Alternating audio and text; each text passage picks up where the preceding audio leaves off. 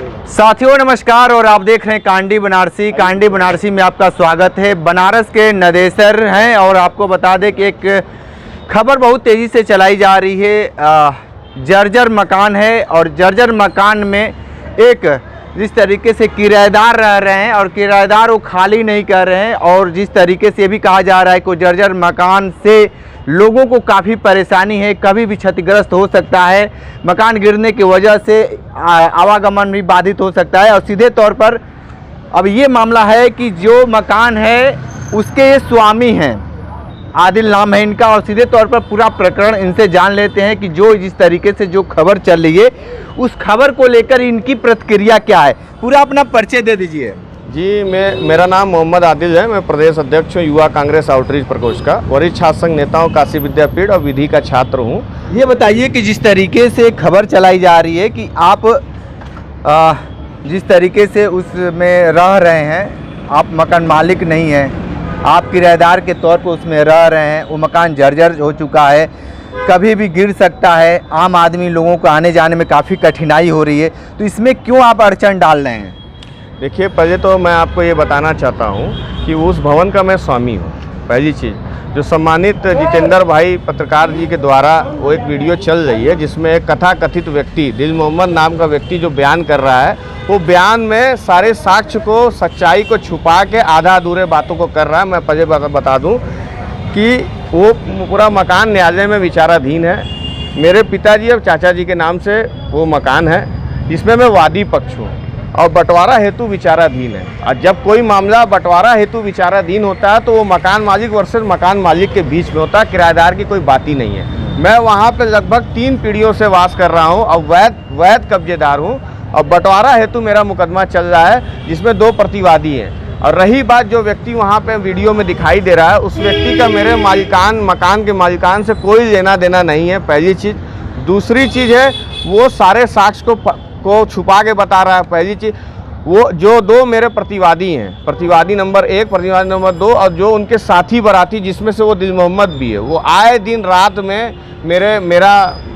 रात में मेरा ईटा रात में खिसकाता है। मैं ऊपर के तल में रहता हूँ, जानबूझ के खिसकाता है, जबकि प्रतिवादी यहाँ कोई रहता नहीं है। उनका ये कहना है कि उस मकान में कोई रहता नहीं है, बस नीचे जो दुकान है सिर्फ वही है। नहीं, मैं आपको बता दूं, मैं खुद वहाँ रहता हूँ ऊपर के तल में। नीचे जो 2-3 दुकानें हैं वो प्रतिवादियों के कब्जे में है। वो जानबूझ के वो ईंटे को खिसकाते हैं, इससे मैं बहुत डरा हुआ हूँ। उसके बावजूद भी मैंने कई बार उनसे निवेदन किया कि जो भी मरम्मत की आवश्यकता है उसको मरम्मत करा लीजिए, अगर आपके पास पैसा नहीं मैं देता हूँ। जो मुकदमा चल रहा है, जब मुकदमा ज़मीन का होता है, जब मुकदमा फाइनल होगा देखा जाएगा, जिससे किसी की भी हानि नहीं होनी। अगर आपके हिस्से की चीज़ें उसको बनवा के अपना दुकानदारी आप करिए। मगर मैंने नगर निगम को पहले भी आज भी निवेदन किया है कि मैं जहां भी आपको लगता है मरम्मत की आवश्यकता है, मैं लिखित तौर पर दिया हूँ, मैं अपने खर्चे से पूरा बनाने के लिए तैयार हूँ।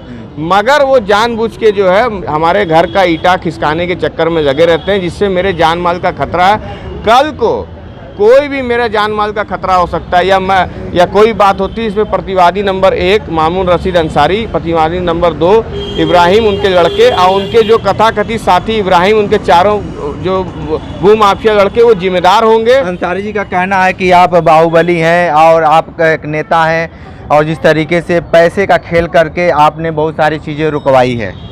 भैया, मैं कांग्रेस पार्टी का गांधीवादी नेता हूँ, खादी पहने हुआ हूँ आपके सामने। हम लोग जो भी काम करते हैं विधि अनुसार करते हैं, संवैधानिक रूप से करते हैं, और संविधान को मैं मानता हूँ, बाबा साहब को मानता हूँ, और विधि अनुसार काम करते हैं। उसने तो जितनी बातें बताई, वो कथा कहानी बताए, मैं आपको प्रमाण के साथ, न्यायालय के पेपर के साथ मैं आपको दिखा रहा हूँ। कोई झूठी बातें नहीं है, वो कथा कथित सारी बातें। कथा से देश नहीं चलता है, सिस्टम नहीं चलता, विधि से चलता है, न्याय से चलता है। लेकिन एक बात बताइए कि जिस तरीके से नगर निगम और जो VDA की जो कार्रवाई है वो कब तक होगा, चाहे आपको मरम्मत की बातें हों या उसके तोड़ने की बातें हों, आप किस तरीके से चाहते हैं? नगर निगम के जो आला अधिकारी हैं उनका रवैया क्या है इसको मकान को? मगर नगर निगम के जो आला अधिकारी, मैंने उनसे निवेदन कर दिया है।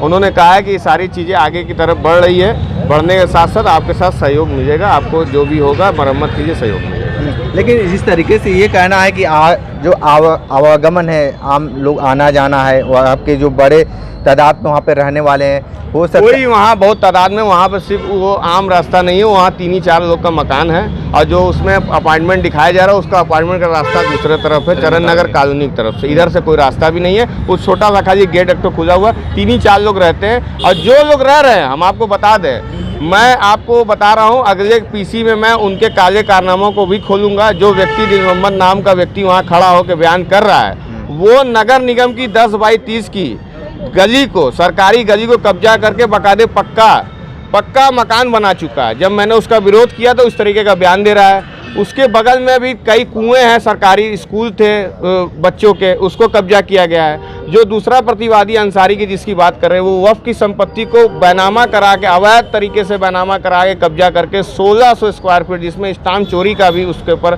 कार्रवाई हो सकती है। मैं उसको भी साक्ष्य के साथ प्रस्तुत करूंगा। मैं हवा में कोई बात नहीं है, सब कोर्ट के पेपर के साथ साक्ष्य के साथ करूंगा, वो सारी बातें बताऊंगा। इस वजह से सब तिलमिलाए हुए हैं, तो बता रहे हैं कि पैसे वाले हैं, नेता हैं। अरे भैया, मैं समाज सेवी आदमी, छात्र संघ का नेता हूँ। बहुत गरीबी से उठकर यूनिवर्सिटीज़ में लड़ाई लड़ के लोगों की मदद करके यहाँ तक पहुँचा हूँ। और दिल्ली लखनऊ की यात्रा भी मैं जनरल बोगी में करता हूँ। मेरे पास पैसे भी नहीं, अगर मेरे पास होता तो मैं इस ऐसे खंडहर मकान में मैं नहीं रहता। मेरे पास कोई आशियाना भी नहीं है। अगर होता ना तो मैं कभी का छोड़ के कहीं और चला गया होता। पैसा होता तो इस तरह। अच्छा, अंसारी जी क्यों चाहते हैं, जब वो ना उसमें पार्टी में नाम नहीं है, तो फिर वो क्यों चाहते हैं आपके?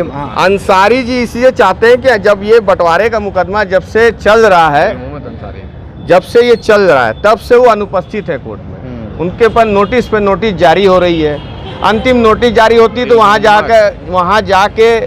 जाके जो है वो सारी चीज़ उपस्थित होते हैं, फिर फरार हो जाते हैं। तो वो इस चीज़ों से एकदम घबरा चुके हैं कि ऐसा ना हो कि मेरे खिलाफ हो जाए। एक बार तो नोटिस अंतिम दौर था जिसमें 2 दिन शेष बचा था, उसमें जाके वो उपस्थित हुए। तो वो कोर्ट के सारे प्रक्रिया से डरे हुए। कोर्ट का जो प्रक्रिया होगा विधि अनुसार होता, और कोर्ट में संवैधानिक रूप से सबके लिए विधि बराबर के अनुसार से लागू होता है। ठीक है, तो आप सुन रहे थे आदिल जी बहुत सारी बात बताए हैं। लगातार इनका यही कहना है कि जो मकान का जो प्रकरण है वो इनके पारिवारिक मामला है, लेकिन कुछ ऐसे लोग हैं उसको उस मकान से लाभ लेना चाहते हैं, लेकिन सीधे तौर पर इनको न्यायालय पे भरोसा है और संविधान की बातें कर रहे हैं। विशेष इंटरव्यू कर रहे थे, तो हमारे साथ बने रहिए कांडी बनारसी के साथ। नमस्कार।